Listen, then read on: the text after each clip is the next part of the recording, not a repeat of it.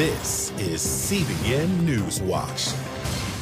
Thank you so much for joining us for CBN News Watch. I'm Ephraim Graham. We're going to begin this half hour in the Middle East. The I.D.F. released video of the tunnel in Gaza where 6 hostages were gunned down by their Hamas captors as Israeli forces were closing in for a possible rescue.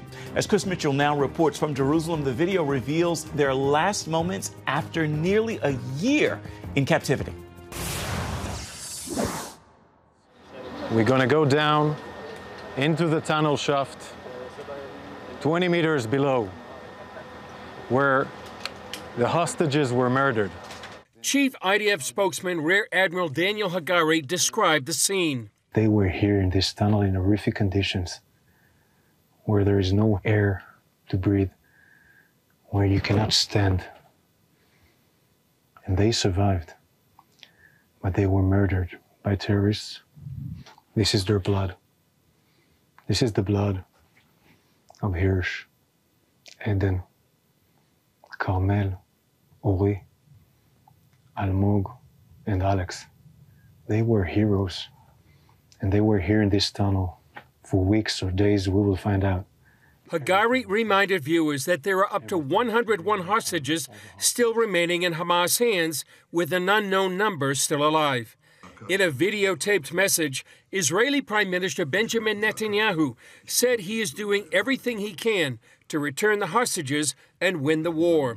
Israel's hostage envoy, Gal Hirsch, told Bloomberg News Israel has offered Hamas leader Yahya Sinwar safe passage out of Gaza if his terrorist group will give up power there. That could lead to freedom for the rest of the hostages and the end of the war. Meanwhile, Netanyahu is blasting an international criminal court prosecutor after he urged the court this week to immediately issue arrest warrants for Netanyahu and his defense minister for war crimes in Gaza. Netanyahu calling that, quote, pure anti-Semitism for its own sake and moral disgrace of the First Order, saying the court's proceedings are, quote, politically biased. But a different action Tuesday from Switzerland's lower house of parliament, which voted to immediately suspend funding for UNRWA, the United Nations Relief and Works Agency. The Swiss Senate must still approve it. The lawmaker behind the legislation told the Jerusalem Post, in UNRWA schools, children are taught to hate Jews and Israel. If terrorism is glorified, anti-Semitism is stoked, and violence is incited in UNRWA schools. Then one should not ask why a cruel act of terror like that of October 7th could have occurred. Chris Mitchell, CBN News, Jerusalem. Here at home, Vice President Kamala Harris and former President Donald Trump met face-to-face for the first time ever on the debate stage in Philadelphia Tuesday night. There were plenty of compelling moments, but did it change the race? CBN's chief political analyst David Brody has the story now from Philadelphia. Kamala Harris. Right from the get-go, Kamala Harris came out aggressive, intent on getting under Donald Trump's skin, and she didn't let up. People start leaving his rallies early. Donald Trump was fired by 81 million people. So let's be clear about that. And clearly he is having a very difficult time processing that. I have talked with military leaders, some of whom worked with you, and they say you're a disgrace. It seemed to work as Trump appeared angry and frustrated for much of the debate. While he talked a lot about his signature issue of immigration, he also veered off course, talking about a recent unverified story of Haitian immigrants in Ohio repeatedly eating dogs and other pets. In Springfield, they're eating the dogs, the people that came in. They're eating the cats. They're eating the pets of the people that live there.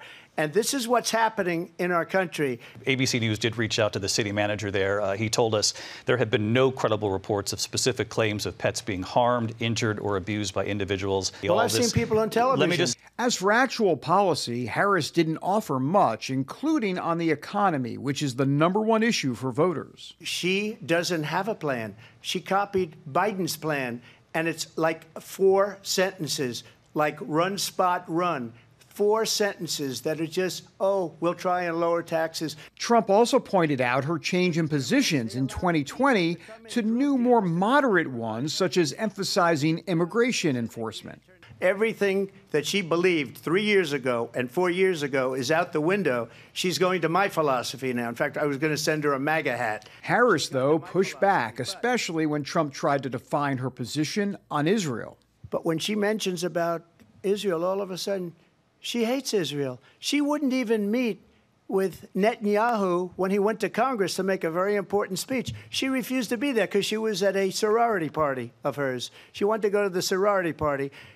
She hates Israel. That's absolutely not true. I have my entire career and life supported Israel and the Israeli people. He also tried to paint her as a radical on the Second Amendment and fracking. This is a radical left liberal that would do this. She wants to confiscate your guns, and she will never allow fracking in Pennsylvania. If she won the election, fracking in Pennsylvania will end on day one. Tim Walz and I are both gun owners. We're not taking anybody's guns away, so stop with the continuous lying about this stuff. Harris then sought to turn the tables and go on offense against Trump on abortion. If Donald Trump were to be reelected, he will sign a national abortion ban. Understand, in his Project 2025, there would be a national abortion, a monitor that would be monitoring your pregnancies, your miscarriages. Thank you, Vice President Harris. Well, there she goes again. It's a lie. I'm not signing a ban. Afterwards, Trump surrogates filled the spin room, expressing major concern about a liberal slant of questions from the debate moderators, calling it a 3-on-1 ambush. It's my view that the moderators ruined this debate, and I think it prevented us from being able to analyze what each candidate did or didn't do. Harris surrogates shot back. Conservatives are saying this was a 3-on-1 debate. That's the spin tonight. That's what losing campaigns say. But don't tell that to the former president, who made a surprise stop in the spin room to say he had the best debate ever, despite the moderators. The moderators were very unfair, but it basically was 3-on-1. But I thought they were very unfair. And CBN's chief political analyst, David Brody, joins us now with more. So, David, what are your thoughts on last night's debate? Look, Donald Trump needed to be laser focused last night, and he was anything but. It was not a good performance by Donald Trump whatsoever. Ephraim. Kamala Harris did very, very well. Look, were the moderators biased? Yes. I mean, this just in, a liberal media network is biased. We all knew that. It may have been 3-on-1. But I think that deflects from the overall headline here. And the overall headline is that Kamala Harris came in prepared. She was ready to go from a strategic standpoint, from a stylistic standpoint. She made really no mistakes. I mean, she was able to turn every single question to her advantage.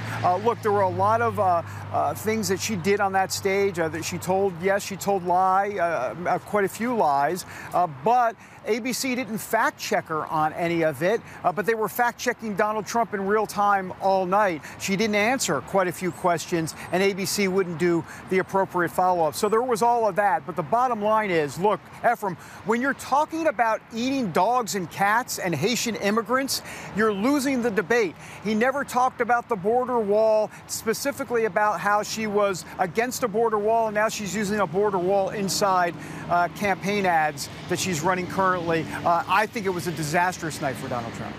How do you think this debate will impact the upcoming election, though?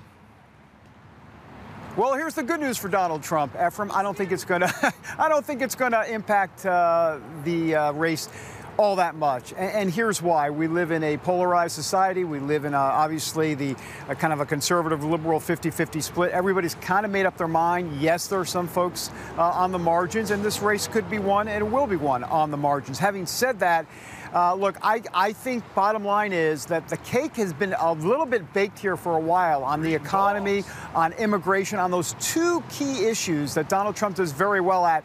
Kamala Harris had no answers on the economy last night. Of course, she didn't have any answers on immigration. And if she doesn't come up with answers on those, she's going to be in for a world of hurt politically come November. What points do you think were missed during the debate? Well, look, they didn't bring up anything about gender. They didn't bring anything up about Joe Biden and why exactly is Kamala Harris the nominee if Kamala Harris believes that Joe Biden is mentally fit to do the job. In other words, why is she president then? So I think there was that. And there were a few other issues as well. But I think overall, ABC News was really giving Kamala Harris layup after layup. And I think that was a big storyline last night as well. What do you think the Harris and Trump campaigns need to do at this point as we are inching ever so closely to the actual voting day? I'm going to be honest with you, Ephraim. At this point, it's all about blocking and tackling. In other words, getting out the vote on both sides. As we talked about or as I just said about a minute or so ago, we live in a polarized society, and that means more than ever you have to get out the base. It's always been about getting out the base and enthusiasm, but in this America that we live in now, you've got to do the blocking and tackling, making sure your people are coming to the polls, they're getting out early, and they're bringing friends on both sides. That's going to make the difference. All right, David Brody, CBN's chief political analyst, thank you so much for your insights today. Coming up, the Gulf Coast is bracing for Hurricane Francine. We're going to have the details for you coming up next. You're watching CBN News Watch.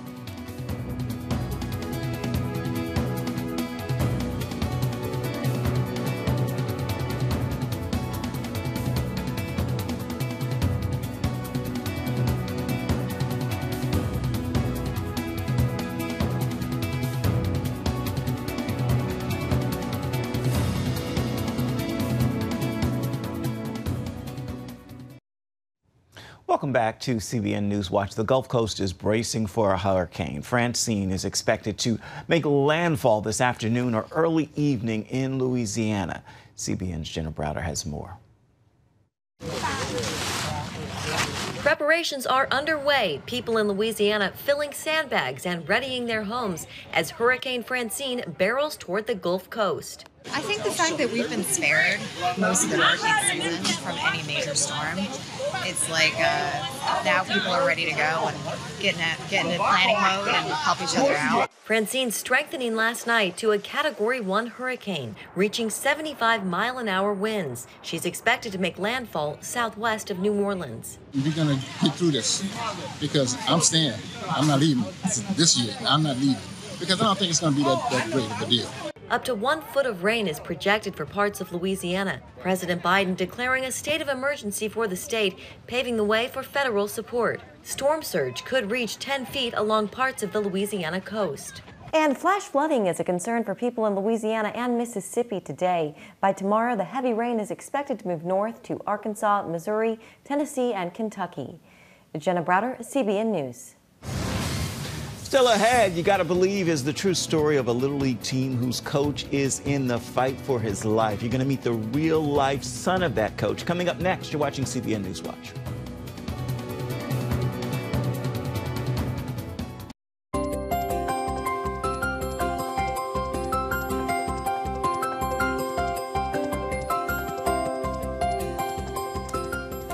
Welcome back to CBN News Watch. You've Got to Believe is a true story of a Little League team. They were the underdogs when their coach found himself in the fight of his life. His battle lights a fire in the team and sends them to the Little League World Series.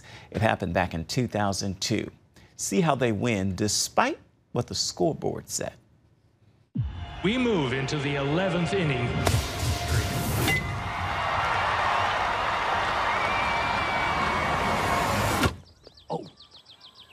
You all right? Son, you got to keep your eyes open. Technically, he didn't drop it. It dropped him. Robert, when did you know that your story here was a movie? Yeah, good question. Good to see someone so cares about the spirit of baseball. What else in life is there, Sam? I'd say we're looking pretty whooped here, right? What are you talking about? We still got a chance. I think it was around November of 2019. Coach John Kelly, who was the manager of the West Side All-Star team, gave me a call, said, hey, can you have lunch next Thursday at my house? Coach, got a proposition for you. You manage the All-Stars and make a run the Little League World Series. I manage the worst team in the league. You got 10 days to whip these boys into shape. 2.5 hours later, after tears and laughter, I think we all agreed that we were going to try to do a movie. Oh, wow. Let's go. Not bad, right? The game can change with just one hit. Dad, get Mom. Go get Mom. Help! Where do we go from here? Depends how hard you choose to fight. There's nothing that makes me feel better than watching y'all play ball. What do you remember most looking back at your dad in that time? Yeah, my dad always had a smile. He was obviously going through some intense treatments with melanoma skin cancer. He had a positive attitude. He always asked how we were doing, how the guys were doing. I think obviously you'll see it in the movie, but there's a lot of joy. It gave him a lot of purpose to come to our games and to continue to fight his cancer battle. And just really great memories. I mean, I don't think I could draw up a better last summer to spend with my dad. If we could just win for him, I know he could get better. Bobby's always been there for us. Now it's time we're there for him. 1, 2, 3! How would you describe the relationship between you and Dad? Oh, it was the best, right? I mean,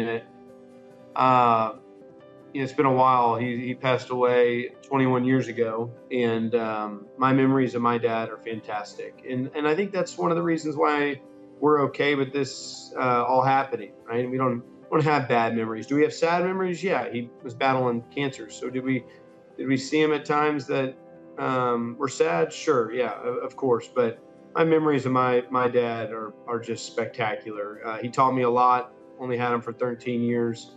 But he really taught me a lot and made the most of his time here on Earth and made the most of his time as our dad. Beautiful. Now, your dad wrote you a letter, correct? Yeah, my dad wrote me a letter, and I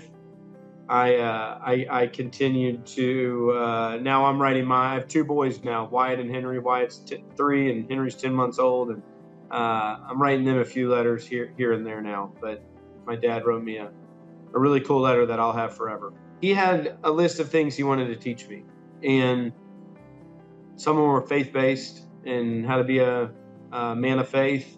Some of them were things that he never got to teach me because his time here was cut short. And there were things about being a dad one day or being a husband that he mentions that obviously he never got to teach me. But it's really neat that he took the time to lay out these principles that he wanted to pass on to us or to me, and that I've gotten to share with my brother, and that hopefully I'll do a good job. If I can do half as good of a job as my dad did with us in that short period of time with my boys, then I think I'll do okay. What do you hope people take away from you sharing your story? Yeah, great question. A few of the things are, hey, if we can strengthen people to believe in God and strengthen people to have a relationship with Christ, and lead people to Christ, then that is important. 2, I think we're hoping people walk away knowing that if they believe, they can accomplish anything they want. We hope that people walk away and they really start to believe not only in God but also in themselves. And then thirdly, like if we can bring a dad and a son back together, maybe there's a relationship that's struggling. Maybe it's 2 brothers that just are going through a tough time. Maybe it brings them closer. If we can help people believe in God, we can help relationships improve and help people believe in themselves, and I think we accomplish a lot. We never expect to be in this situation, but here we are. If they can beat the odds, so can I. It's just a game, Bobby. It's more than that.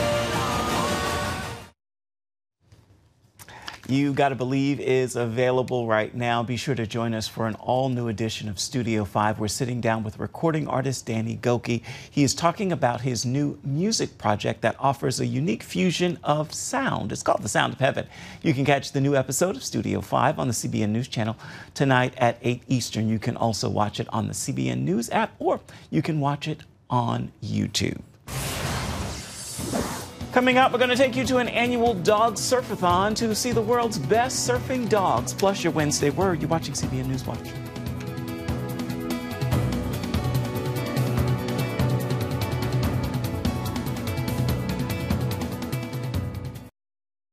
Some of the world's best surfing dogs recently made a splash on the California coast, celebrating the state's 19th annual Dog Surfathon. About 50 pups and their owners gathered at the Dog Beach Del Mar for the longest-running dog surfing event in the country.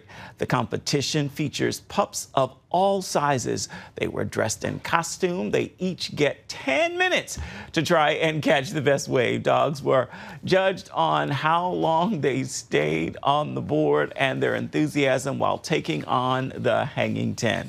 The event is hosted by the Helen Woodward Animal Center to raise support for the center's orphaned and at-risk dogs. Time now for your Wednesday word, and today's word is truth. I want you to remember this. God's truth always trumps fact. Facts may say you have more month than money. Truth says God supplies all of your needs according to his riches and glory. Fact may say you are ill, but truth says by his stripes you are healed. Embrace his truth until they become your fact. Well, that will do it for this edition of CBN NewsWatch. Remember, you can always find more of our news programs on the CBN News Channel. You can find them there at any time as well as online. That's cbnnews.com. Take a moment and let us know what you think about the stories you've seen here today. You can email us, newswatch@cbn.com. You can also reach out and touch us on Facebook, Instagram, and X. We'll see you back here tomorrow. Goodbye and God bless.